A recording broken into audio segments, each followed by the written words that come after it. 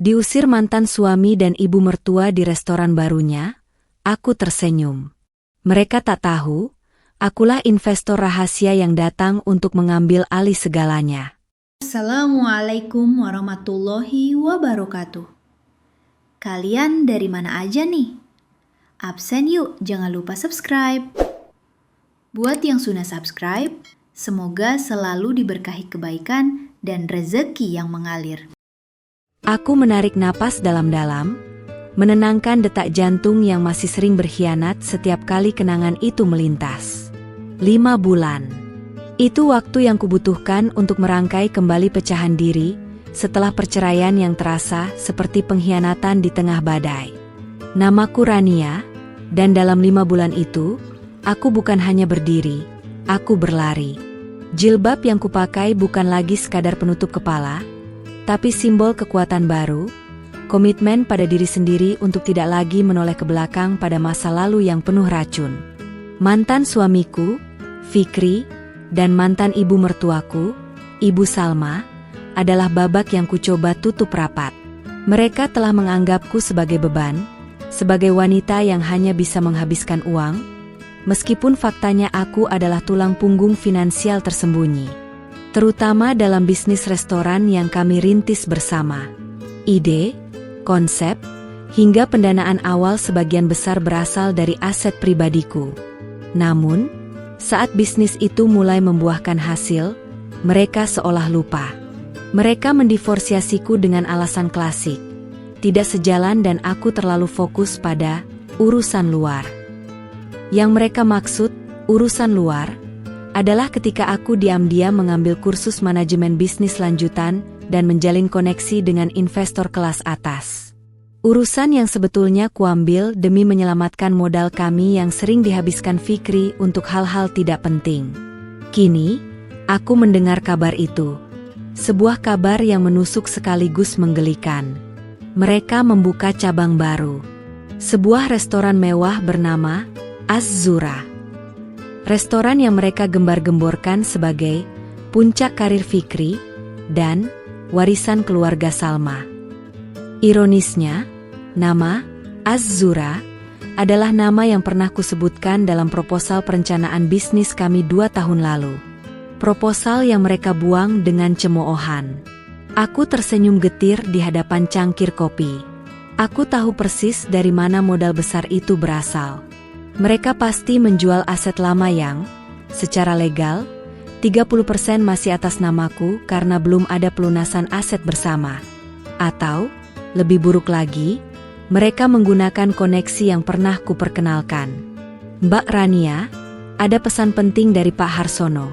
Ujar sekretarisku, Alif, membuyarkan lamunanku. Pak Harsono adalah CEO dari Nusantara Group, perusahaan konsultan investasi tempat aku sekarang bekerja sebagai strategic partner. Posisi yang memberiku wewenang mutlak untuk mengaudit dan mengambil alih investasi bermasalah. Apa kata beliau? Liv? Tanyaku, kembali fokus pada laptop. Beliau bilang, sudah saatnya kita melihat langsung hasil investasi di sektor F&B yang sempat tertunda itu. Beliau menyebut nama Az-Zura.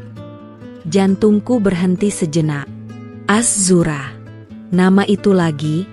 Jadi, mereka tidak hanya menjual aset lama. Mereka bahkan berhasil meyakinkan investor yang pernah kudekati, bahwa mereka adalah pengelola yang handal. Atau, apakah ini lebih rumit dari yang kukira? Aku membuka surel dari Pak Harsono. Di dalamnya, ada undangan soft launching Az-Zura. Tanggalnya lusa. Sebuah undangan yang dikirim secara resmi kepada Nusantara Group. Aku menghembuskan napas panjang. Rasa sakit itu berganti menjadi tekad yang dingin. Aku tidak akan membiarkan mereka membangun kerajaan di atas pondasi yang kubangun, apalagi dengan uang yang mungkin masih menjadi bagian dari hakku. Ini bukan lagi tentang emosi. Ini adalah bisnis. Dan sebagai strategic partner, tugasku adalah memastikan aset perusahaan aman. Aku menutup laptop. Pertunjukan ini harus kulihat dari dekat. Aku perlu tahu seberapa jauh mereka berani melangkah dalam kebohongan ini. Seharian itu, kantor terasa seperti medan perang persiapan. Aku tidak hanya mempersiapkan diri secara mental, tapi juga secara dokumen. Alif kususul untuk mengumpulkan semua berkas lama. Semua perjanjian pranikah, surat-surat investasi, hingga dokumen pembagian aset saat perceraian. Mbak Rania, ini laporan keuangan Az-Zura per kuartal terakhir. Ada kejanggalan besar, kata Alif, matanya membesar saat menyerahkan map tebal. Aku menyaring informasi itu dengan cepat. Ternyata, Az-Zur bukanlah cabang baru, melainkan perubahan nama dari bisnis lama kami. Mereka hanya merenovasi total dan mengubah citra, tapi entitas bisnisnya sama. Ini berarti, keterlibatanku, meskipun kecil, secara legal masih mengikat. Tolong hubungi Notaris Adnan besok pagi. Minta beliau menyiapkan satu dokumen spesifik. Rahasiakan ini dari siapapun. Perintahku dengan nada tegas. Aku ingin memastikan semua landasanku kokoh, tidak ada celah untuk mereka berdalih. Aku tahu betul sifat Fikri. Dia selalu mengira dirinya lebih pintar dari semua orang. Ibu Salma, di sisi lain, mengandalkan arogansi dan kekuasaan sosialnya. Mereka pasti berpikir, karena aku seorang wanita yang baru diceraikan, aku akan bersembunyi di rumah dan meratapi nasib.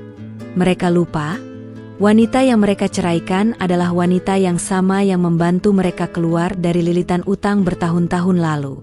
Malam itu, aku memilih pakaian untuk acara soft launching. Bukan gaun pesta yang mencolok, tapi setelan tunik elegan berwarna navy dengan aksen silver, dipadukan dengan jilbab satin yang rapi. Penampilanku harus mencerminkan profesionalitas yang tak terbantahkan, bukan mantan istri yang cemburu. Aku perlu hadir sebagai representasi Nusantara Group, sebuah kekuatan yang tidak bisa dianggap remeh. Keesokan harinya, Notaris Adnan datang dan menyerahkan map berwarna merah marun. Semua sesuai permintaan Anda, Bu Rania. Ini adalah kartu as Anda, bisik beliau, matanya menyiratkan kekaguman. Aku menyimpan dokumen itu di dalam tas tanganku, yang kubawa khusus dengan pengait yang kuat. Aku tidak akan mengeluarkannya sampai saat yang tepat. Ketegangan di dadaku bukan lagi takut, melainkan adrenalin murni. Ini adalah pertarungan untuk martabat, untuk keadilan, dan yang terpenting, untuk modal kerjaku yang telah mereka nodai. Aku menghabiskan sisa hari itu dengan membaca ulang laporan keuangan Az-Zura. Mereka telah memanipulasi angka keuntungan, membuat bisnis itu tampak jauh lebih menguntungkan dari yang sebenarnya. Tujuannya jelas, menarik lebih banyak investor atau menipu pihak bank. Ini adalah kejahatan finansial, bukan sekadar konflik rumah tangga. Aku merasa lega karena aku memiliki dasar hukum yang kuat untuk bertindak. Aku membayangkan wajah Ibu Salma yang angkuh dan tatapan Fikri yang penuh kepalsuan. Mereka akan mencoba merendahkanku. Mereka pasti akan melakukannya. Tapi kali ini, kata-kata mereka akan memantul kembali, tidak melukai, hanya memperkuat tekadku. Aku mempersiapkan beberapa kalimat kunci di kepalaku, kalimat yang akan mengubah alur pembicaraan. Kalimat yang bukan tentang masa lalu, tapi tentang masa depan Az-Zura.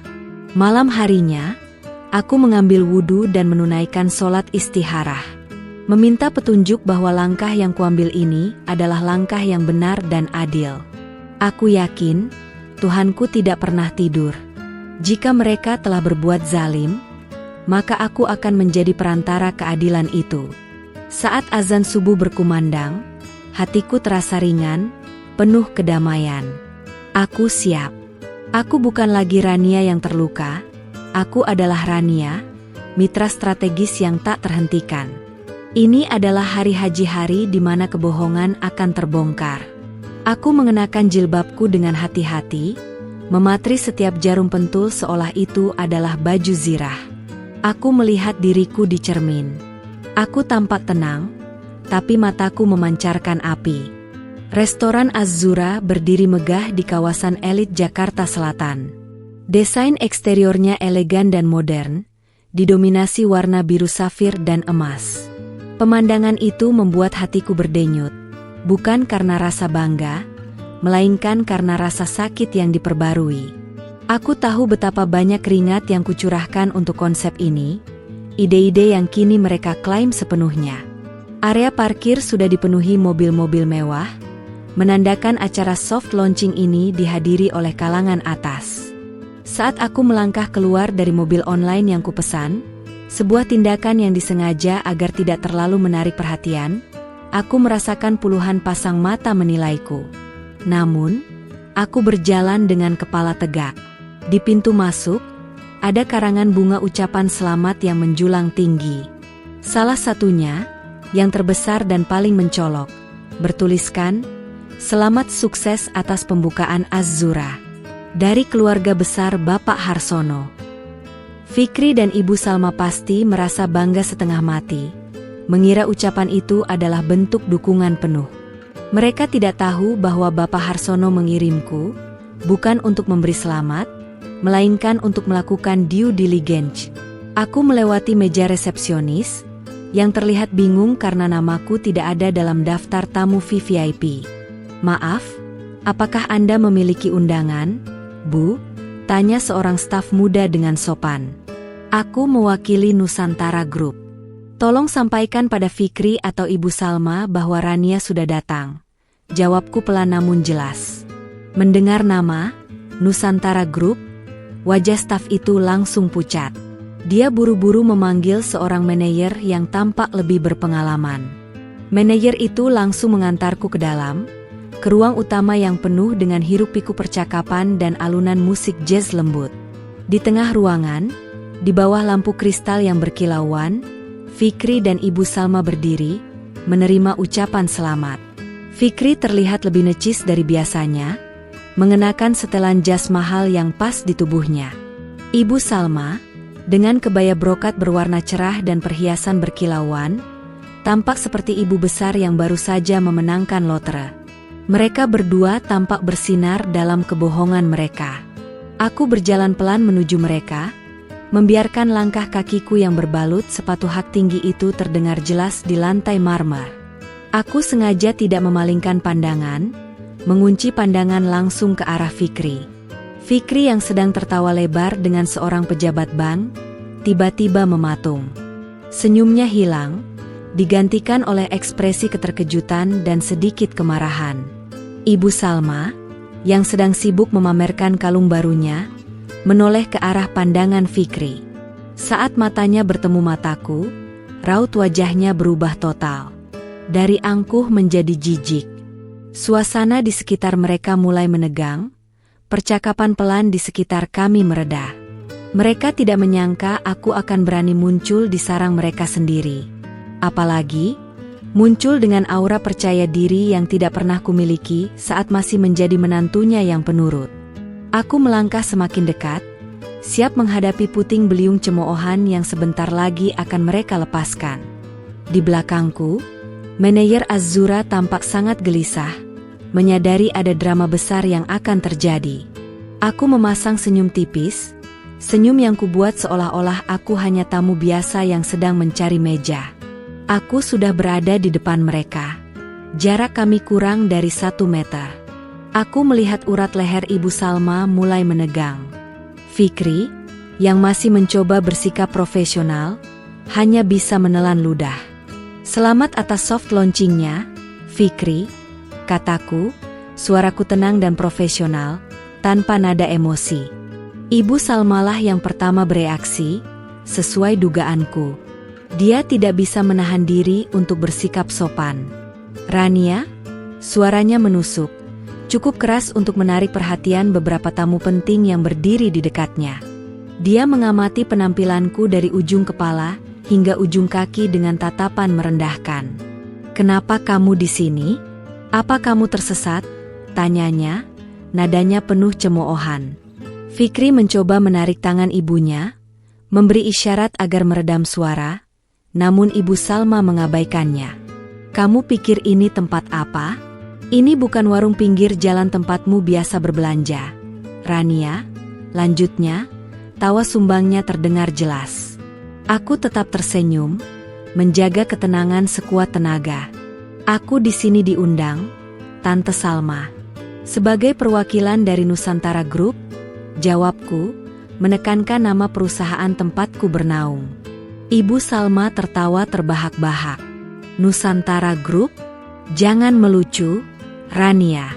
Kamu hanya seorang ibu rumah tangga yang diceraikan. Mungkin kamu jadi office girl mereka, ya?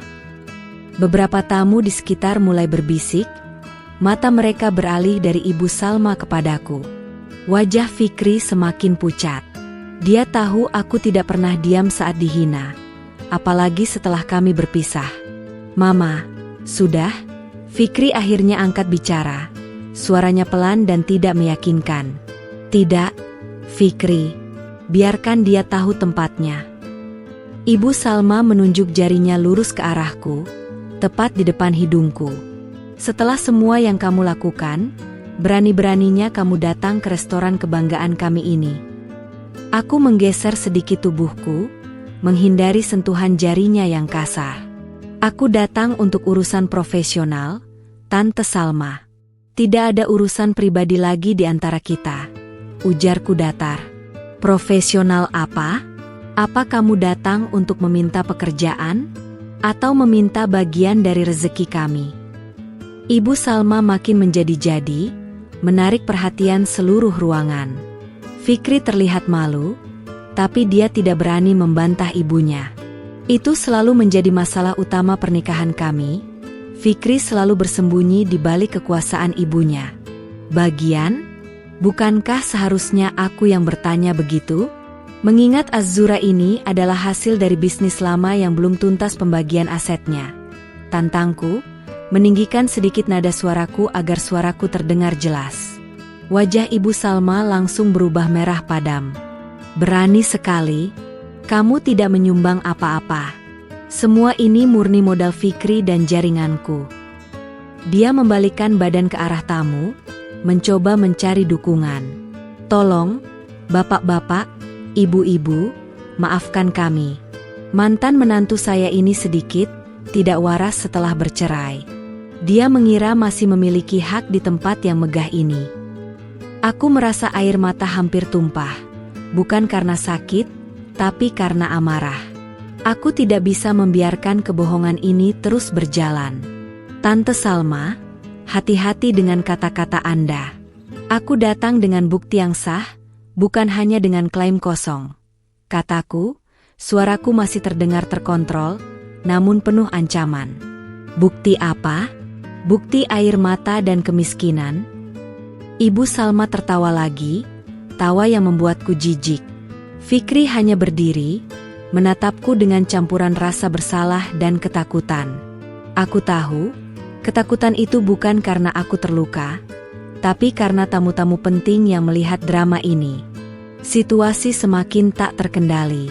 Ibu Salma meraih lengan Fikri dengan kuat, menoleh ke arah manajer Az-Zura yang berdiri di belakangku.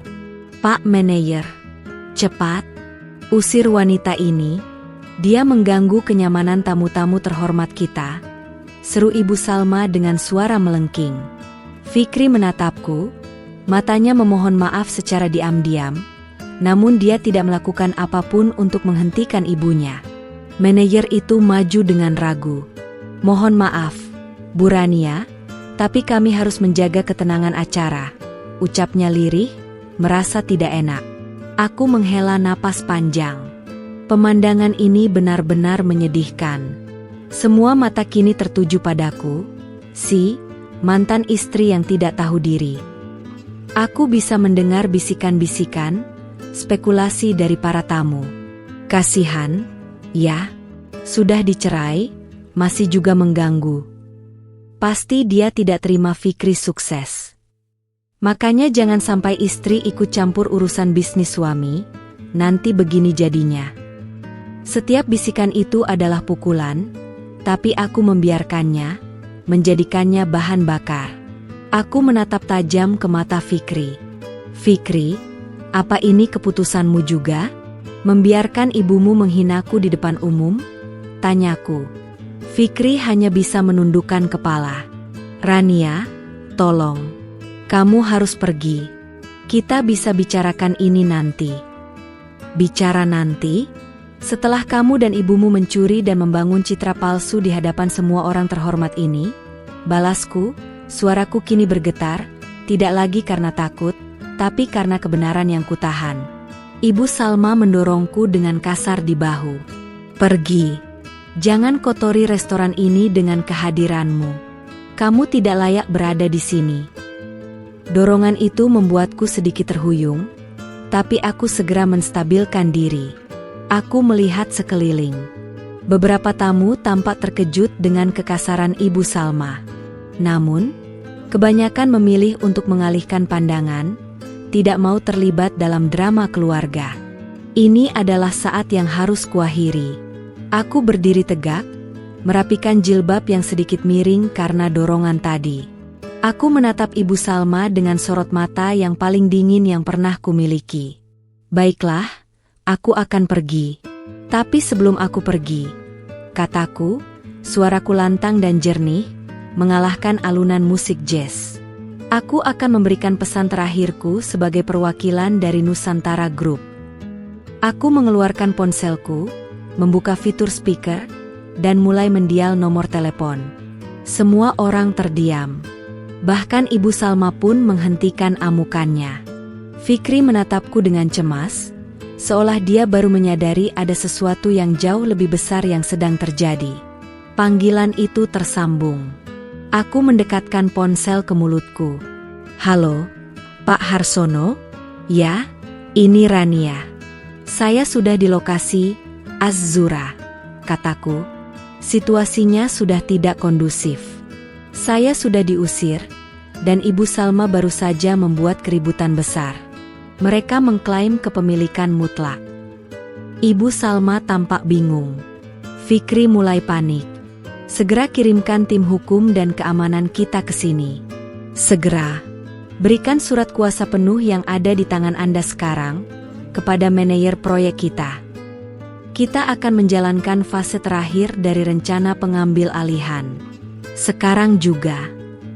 Pernyataan pengambil alihan yang kuucapkan melalui telepon itu langsung membuat suasana menjadi hening total. Ibu Salma, yang tadinya berapi-api, mendadak kehilangan kata-kata. Fikri melangkah maju, tangannya mencoba merebut ponselku. Rania, apa maksudmu? Jangan mengarang cerita, serunya, suaranya mengandung nada putus asa. Aku menjauhkan ponselku darinya dan menatapnya lurus. Mengarang cerita? Apakah kamu lupa, Fikri, dengan perjanjian investasi yang kamu tanda tangani 6 bulan lalu? Fikri menggelengkan kepala dengan cepat. Perjanjian apa? Aku tidak pernah menandatangani perjanjian dengan Nusantara Group. Dia berbalik arah tamu yang lain, mencoba meyakinkan mereka bahwa aku hanya mencari sensasi. Tamu-tamu sekalian, mohon jangan percaya wanita ini. Dia berusaha merusak nama baik kami karena dendam. Dia kemudian menoleh ke arahku, nadanya berubah menjadi meremehkan. Restoran ini dibangun dengan kerja keras kami, Rania. Dengan modal dan jaringan kami. Kamu tidak punya hak apapun di sini. Inilah puncaknya. Kebohongan yang paling menyakitkan. Fikri dengan berani mengklaim bahwa segala kesuksesan Az-Zura adalah miliknya, dan aku, mantannya, tidak punya andil apa-apa. Fikri, kamu lupa bahwa modal awal untuk bisnis catering yang menjadi cikal bakal Az-Zura adalah uang hasil penjualan perhiasan pemberian almarhum ayahku? Tanyaku pelan, tapi suaraku menggema di keheningan. Wajahnya menjadi gelap. Itu adalah fakta yang tidak bisa ia bantah. Ibu Salma langsung menyela. Itu sudah lama. Dan itu adalah uang sumbangan istri. Semua sudah impas dengan perceraian. Impas kan? Bahkan saat perceraian, kalian menuntut hak lebih dari yang seharusnya. Dan aku melepaskan sebagian besar demi perdamaian. Balasku, mataku berkaca-kaca karena marah, bukan sedih. Tapi yang ini berbeda. Ini adalah bisnis. Dan ini menyangkut pihak ketiga. Aku menyimpan ponselku, meyakinkan diriku bahwa tim bantuan sedang dalam perjalanan. Fikri semakin berani, didorong oleh rasa malu di depan umum. Tidak ada pihak ketiga. Rania, kamu datang ke sini sebagai mantan istri yang gagal, yang iri melihat mantan suaminya sukses. Sekarang keluar, atau aku panggil keamanan. Dia menunjuk ke arah pintu. Matanya penuh api kemarahan dan kepalsuan. Aku mengambil langkah maju, kini hanya berjarak beberapa senti darinya. Kamu mau aku panggil keamanan? Fikri? Bol. Karena aku juga butuh keamanan untuk mengawal kalian keluar. Bisikku tajam. Tiba-tiba, pintu utama Az-Zura terbuka. Bukan manajer proyek atau tim hukum Nusantara Group yang masuk, melainkan seorang pria parubaya yang sangat kukenal, yang seharusnya tidak berada di sini. Bapak Darmawan, pemilik gedung dan lahan tempat Az-Zura berdiri. Dan di belakangnya, ada beberapa pria berbadan tegap yang mengenakan jas hitam. Mata Ibu Salma membelalak. Bapak Darmawan adalah sosok yang sangat mereka hormati karena kekayaannya yang luar biasa. Bapak Darmawan, selamat datang. Suatu kehormatan Anda datang, seru Ibu Salma, langsung mengubah nada suaranya menjadi manis dan menjilat. Maaf atas keributan ini, Pak. Ini hanya sedikit masalah keluarga. Tambahnya, mencoba meredakan situasi. Bapak Darmawan tidak tersenyum. Dia berjalan lurus ke arahku, mengabaikan Fikri dan ibunya. Dia berhenti di sampingku, menepuk bahuku dengan lembut. Rania, kamu baik-baik saja? Kenapa kamu menelepon dari dalam? Ada masalah? Pertanyaan Bapak Darmawan itu sontak membungkam seluruh ruangan. Fikri dan Ibu Salma menatapku dan Bapak Darmawan bergantian, seolah tidak percaya dengan apa yang mereka lihat. Rania, kalian saling kenal? Tanya Fikri, suaranya tercekat. Ibu Salma, dengan cepat, mencoba menyelamatkan situasi. Tentu saja tidak. Fikri, mungkin Rania hanya kebetulan kenal salah satu staf Bapak Darmawan, lalu dia mencoba mencari perhatian. Bisiknya cepat kepada Fikri. Bapak Darmawan, mendengar bisikan itu, menoleh dan menatap Ibu Salma dengan tatapan dingin.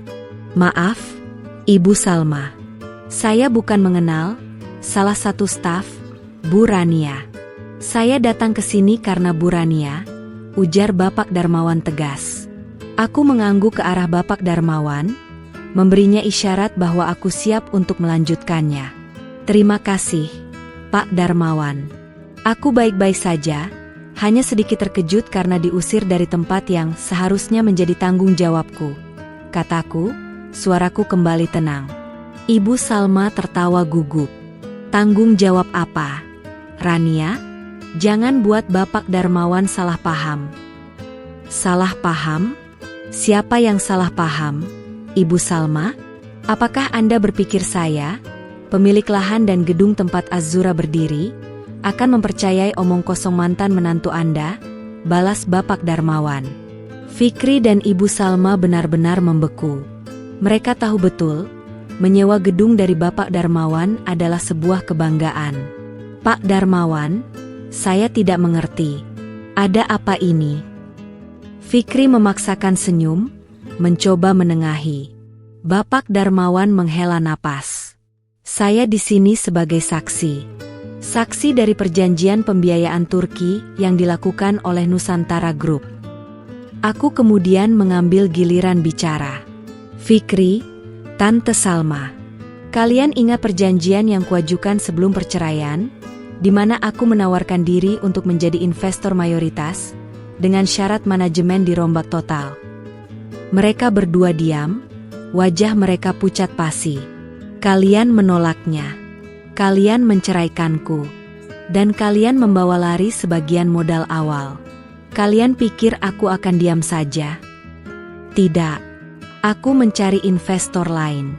Investor yang mau berinvestasi besar untuk mengambil alih bisnis ini sepenuhnya dari tangan kalian, setelah kalian gagal memenuhi target kinerja. Ungkapku, setiap kata menusuk seperti jarum. Nusantara Group, tempat aku bekerja sekarang, adalah investor yang kuajak masuk, sambungku. Namun, ada syarat lain dari pihak investor. Semua orang di ruangan itu menahan napas, menunggu kelanjutan kalimatku. Syaratnya adalah, investasi dan pengambil alihan ini harus atas nama pemilik asli dari ide dan visi ini. Dan pemilik asli itu, Fikri, Tante Salma, adalah aku. Aku merasakan tatapan Ibu Salma yang kini beralih dari angkuh menjadi penuh ketakutan. Fikri hanya bisa terdiam, rahangnya mengeras. Tidak mungkin. Kamu tidak punya modal sebesar itu. Kamu berbohong. Rania, teriak Ibu Salma, suaranya pecah. Dia mencoba menyerbu ke arahku, tapi Bapak Darmawan menghentikannya dengan gestur tangan yang tenang. Ini bukan masalah modal, Tante Salma. Ini adalah masalah trust dan manajemen, kataku.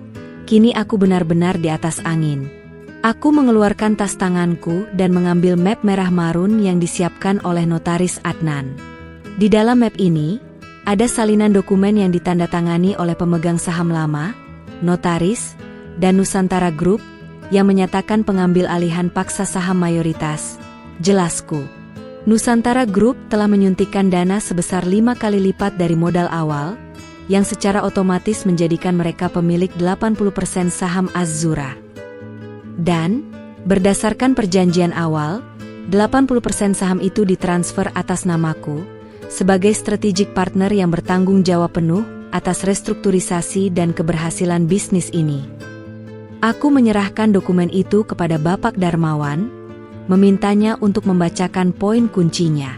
Poin utamanya, kata Bapak Darmawan, membaca dari dokumen itu dengan nada resmi, adalah Fikri dan Ibu Salma, sebagai pengelola, telah gagal memenuhi Key Performance Indicator, KPI, yang disepakati, dan terbukti adanya manipulasi laporan keuangan.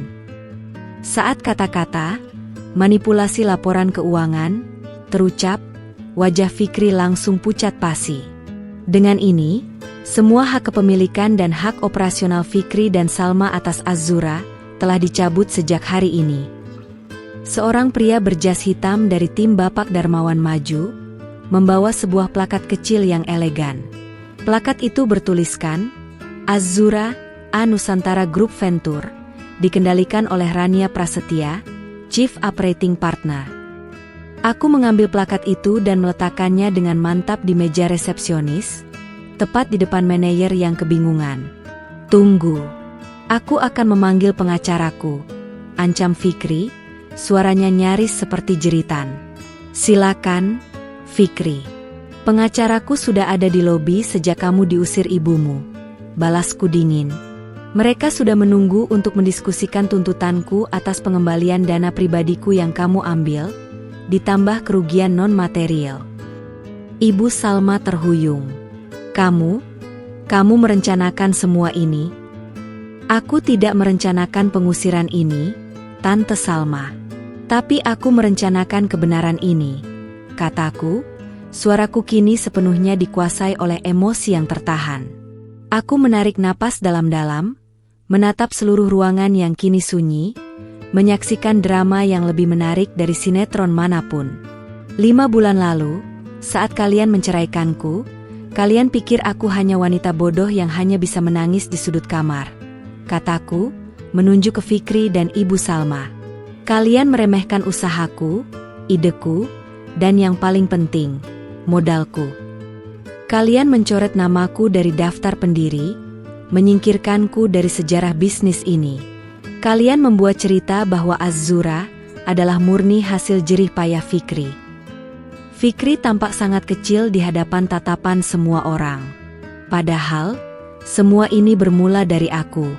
Ide fine dining dengan sentuhan lokal, koneksi dengan supplier premium, bahkan interior desain yang kalian pamerkan ini, 80% adalah konsep yang pernah aku presentasikan. Aku menoleh ke arah Bapak Darmawan. Pak, mohon konfirmasi siapa yang pertama kali datang ke kantor Anda untuk meminta dana investasi saat kami masih berjuang. Bapak Darmawan tersenyum bangga. Rania. Bu Rania yang datang ke kantor saya 6 bulan lalu, dengan proposal yang jauh lebih matang dari siapapun yang pernah saya temui. Saat itu, Nusantara Group tidak tertarik. Tapi saya secara pribadi, sangat terkesan dengan visinya. Jadi, saat Rania kembali dan meminta bantuan untuk mengambil alih, saya langsung setuju.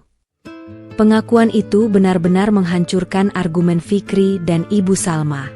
Mereka telah mengusir pemilik ide, pemilik modal pertama, dan kini, pemilik mayoritas baru. Ibu Salma menangis. Tapi itu bukan tangis penyesalan, melainkan tangis karena malu yang luar biasa. Fikri, apa yang kamu lakukan? Kita sudah hancur.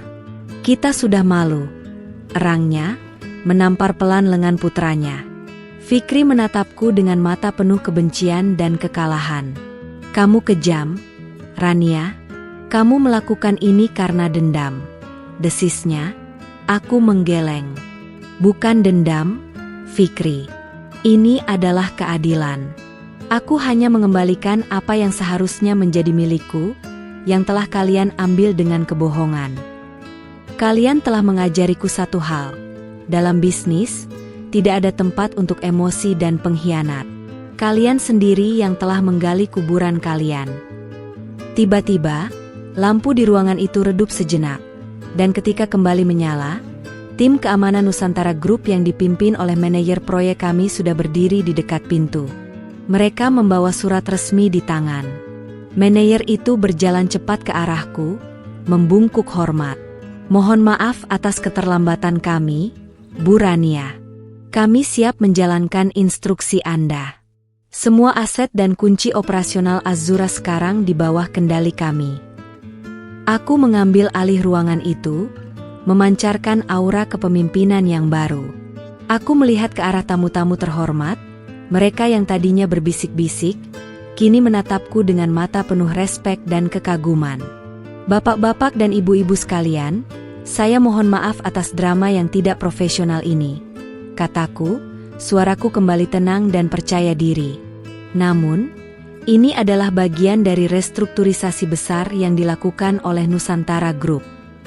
Mulai malam ini, restoran Azura berada di bawah manajemen baru, yang akan dipimpin oleh saya sendiri, Rania Prasetya, sebagai Chief Operating Partner. Kami menjamin, visi dan kualitas Azura akan jauh lebih baik. Kami menghargai kehadiran Anda semua malam ini, dan kami berharap Anda tetap memberikan dukungan. Aku melihat ke arah Fikri dan Ibu Salma, yang kini sudah dikelilingi oleh petugas keamanan. Fikri, Tante Salma, saya tidak perlu mengusir kalian lagi. Kalian sudah tahu jalan keluarnya, ujarku, tanpa emosi. Fikri masih mencoba bernegosiasi dengan manajer proyek. Aku punya hak. Kami sudah bayar deposit. Deposit Anda akan dihitung dengan kerugian operasional dan biaya tuntutan hukum, Bapak Fikri, jawab manajer proyek itu, nadanya lugas. Ibu Salma menangis terseduh-seduh. Akhirnya menyadari bahwa semua perhiasan dan kemewahan yang ia pamerkan adalah hasil dari kebohongan yang kini runtuh. Mereka dipandu keluar dari restoran melalui pintu samping, jauh dari pandangan tamu-tamu lainnya. Kepergian mereka sunyi, penuh dengan kehinaan. Setelah mereka benar-benar pergi, keheningan di ruangan itu pecah. Bapak Darmawan maju, bertepuk tangan pelan. Para tamu lainnya mengikuti, tepuk tangan mereka riuh, sebuah pengakuan atas keberanian dan ketegasanku. Aku tersenyum tulus. Senyum yang berbeda dari senyum palsu yang kupakai di awal. Terima kasih atas dukungannya. Kami akan kembali dengan konsep yang lebih kuat, janjiku kepada para tamu. Malam itu, Azura tidak jadi ditutup. Sebaliknya, soft launching itu berubah menjadi perayaan pengambil alihan yang epik.